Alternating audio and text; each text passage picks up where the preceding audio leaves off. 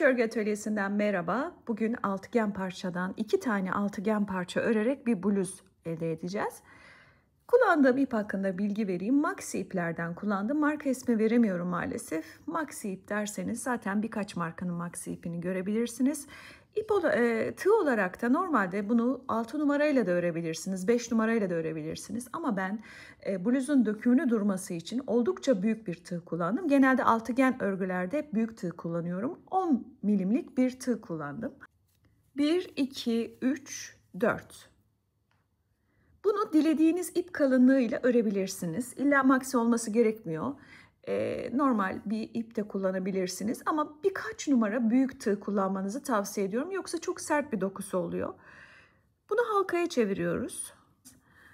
Bu şekilde halkaya çevirdik. 1, 2, 3 zincir çekip boşluğun içine ben 3 seferde yukarı çıkıyorum. Daha gevşek ve rahat olması için 2 sefer elim çok alışık değil diyorsanız 2 seferde de yukarı çıkabilirsiniz ama tavsiyem 3 seferde yukarı çıktığınız trabzanlar yapmanız. 2 tane zincir ve boşluğun içine yine 3 seferde yukarıya çıktığınız, bakın böyle gevşek gevşek örmeye gayret ediyorum. Zaten tığım da kalın olduğu için ister istemez öyle oluyor. 2 tane trabzan, 2 zincir. Ve tekrar yine boşluğun içine 2 trabzan 2 zincir, 2 trabzan 2 zincir şeklinde ilk sırayı tamamlıyoruz. Toplamda kaç kutucuk olacak? 1, 2, 3. 3 tane daha yapıyorum ve toplamda 6 kutucuk olduktan sonra kapatıyorum. Bakın şimdi 6 tane kutucuğumuz oldu. 3, 4, 5, 6. 2 tane zinciri de yaptıktan sonra buraya kilitleme yapıyorum bu şekilde ve bitiriyorum. Şimdi ilmeğimi biraz uzatıyorum. Şuraya battım. Bu şekilde. Rahat bir giriş yaptım ilk boşluğa. 1, 2, 3 zincirle yukarı çıkıyorum. Ve bundan sonra kutucuklarımı üçerli trabzanlar halinde tamamlıyorum. İlk sıra özgü olarak sadece ikişerli trabzanlar yaptım. 3 trabzan görüntüsü ilk zincirle birlikte 1, 2, 3. Araya 1, 2, 3 zincir. Bu ikinci sıramız bizim altıgenimizin ana köşelerini oluşturduğumuz sıra. Köşe sırası yani bu. Böyle bir ilk köşemizi oluşturduk. 3 trabzan, 3 zincir, 3 trabzan. Şimdi hiç zincir çekmeden bir diğer boşluğa atlıyorum. Ve burada da yine metodu tekrar edeceğim. 2, 3 trabzan, 3 zincir ve yine 3 trabzan.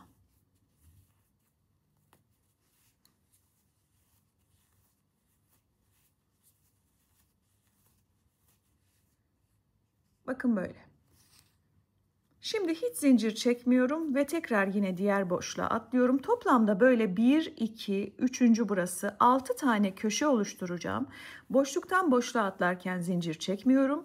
3 trabzan, 3 zincir ve 3 trabzanı aynı boşluğun içine yaparak toplamda 6 köşe oluşturuyorum. Her bir boşluğun içine 3 trabzan, 3 zincir, 3 trabzan çalışıp hiç zincir çekmeden bir diğer boşluğa geçiyorum.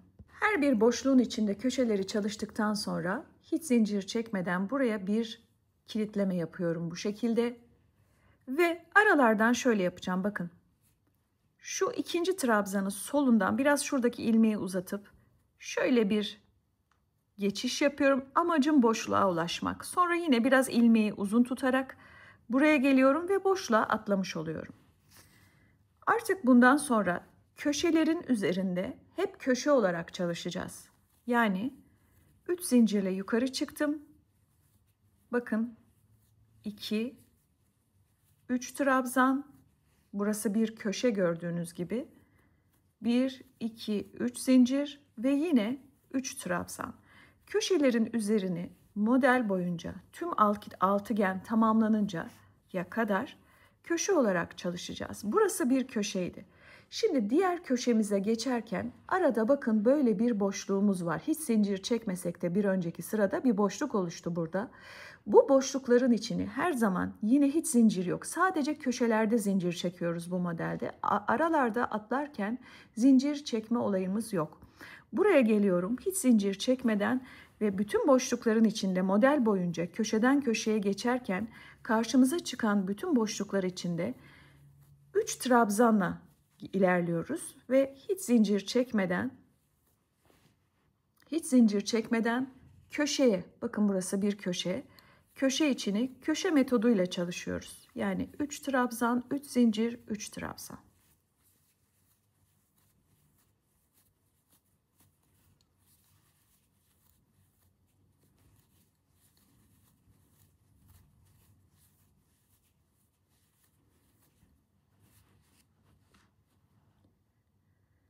Köşe, ortası, köşe ve diğer köşeye atlarken arada yine bir boşluğumuz var.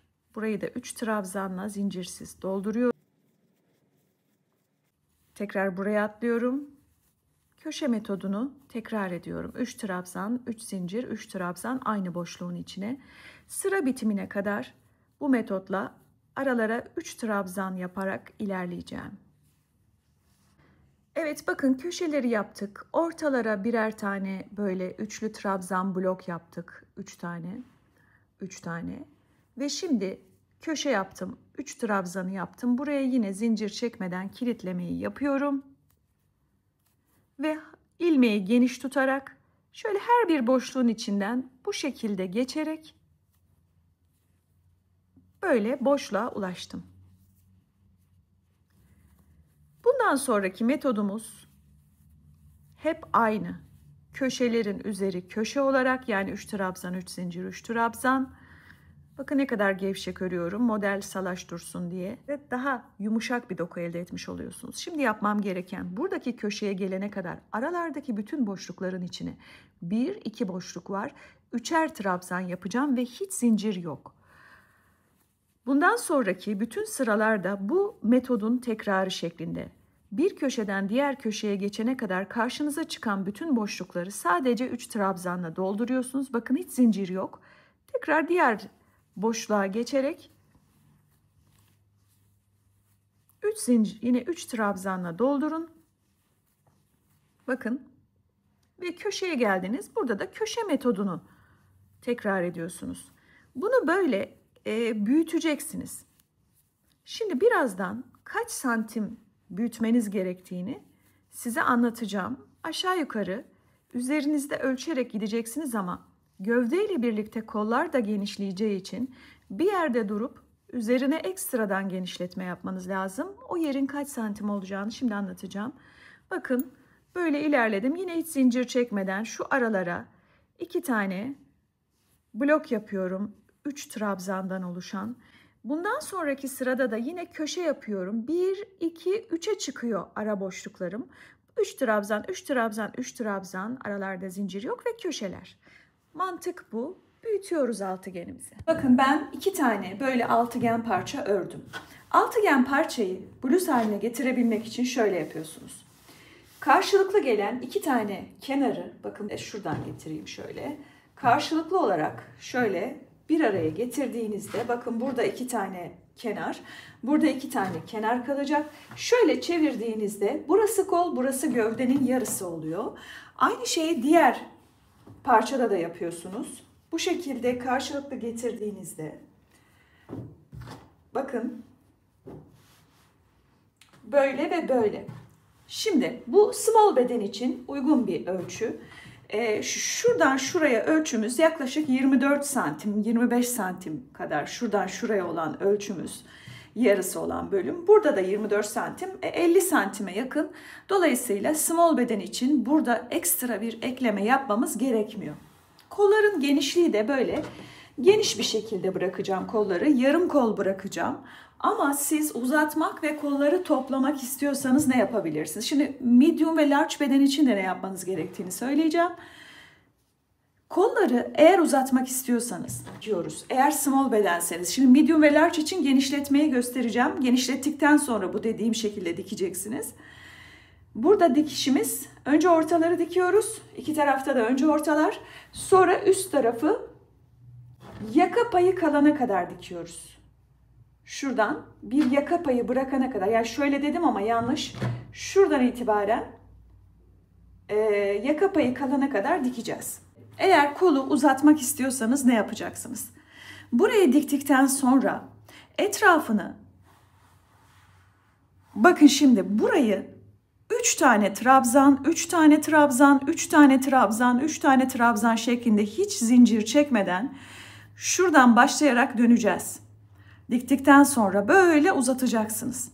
Kolu toplamak istiyorsanız da buralara bir tane trabzan, bir tane trabzan, bir tane trabzan yaparak kolu yavaş yavaş, yani trabzan sayısını eksilterek önce 2 trabzana inebilirsiniz. Sonra bir trabzana inebilirsiniz bileğe yaklaştıkça. Ve en sonda da birkaç sıra sık iğne ya da lastik geçebilirsiniz. Tığ işi lastik nasıl yapılır kanalımda anlatmıştım. Bu her birinin tepe noktasına birer tane böyle bir tane trabzan yaptıktan sonra onu lastiğe nasıl çevirirsiniz anlatmıştım kanalımda. Tığ işi lastik diye aratırsanız bulabilirsiniz. Açıklamalar kısmına da koyacağım. Sonrasında şöyle bir miktar lastik ördüğünüzde balon kol elde etmiş olursunuz. Ben öyle bir şey yapmayacağım. Böyle bol bırakacağım. Geniş bir kol olacak. Şimdi eğer medium ya da large bedenseniz üzerinizde ölçerek gitmeniz gerekiyor santim ölçüsü olarak.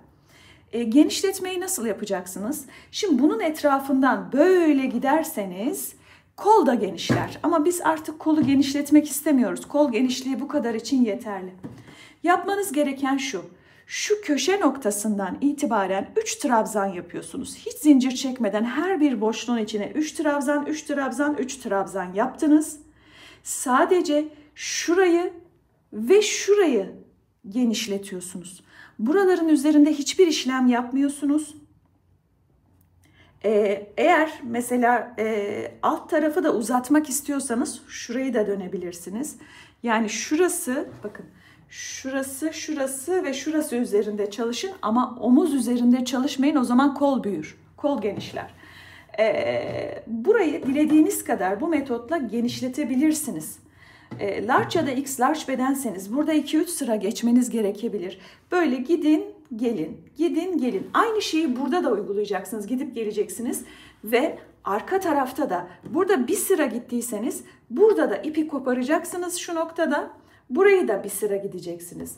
Burada bir sıra gittiyseniz burada da bir sıra gideceksiniz ve bedenin ana ölçüsünü genişleteceksiniz. Aşağıya sonradan da, yani şu dikişi yaptıktan sonra da genişletebilirsiniz. Uzatabilirsiniz yani etrafını geçerek.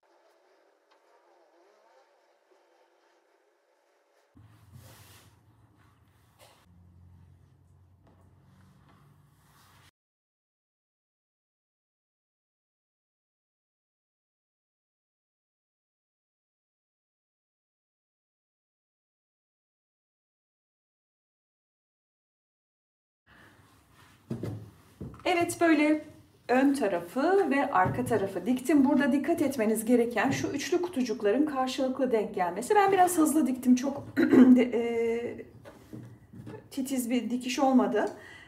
Sonrasında bakın böyle üst tarafta aynı ölçüde buradan mesela 1, 2, 3, 4 kutucuk gibi düşünün. 1, 2, 3, 4 kutucuk gibi düşünün. Şöyle bir boşluk bırakarak şurayı ve şurayı diktikten sonra artık bluzunuz giyilebilir hale gelir. Sağ alt köşedeki abone ol tuşuna basarak kanalıma abone olabilirsiniz bu arada. Eğer uzatmak istiyorsanız sonradan da dediğim gibi şu alttan her bir boşluğun içine 3 trabzan zincirsiz ya da birer zincir çekerek eğer dar olursa alt tarafı uzatabilirsiniz.